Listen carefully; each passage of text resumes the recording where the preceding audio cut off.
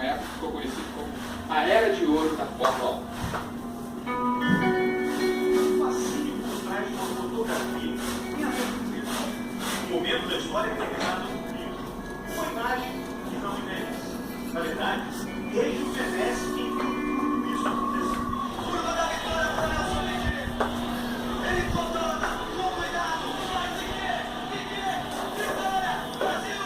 Você na sua aceleração de estrada, o momento de pé, a retrofreira brasileira, a tricolada, Brasil!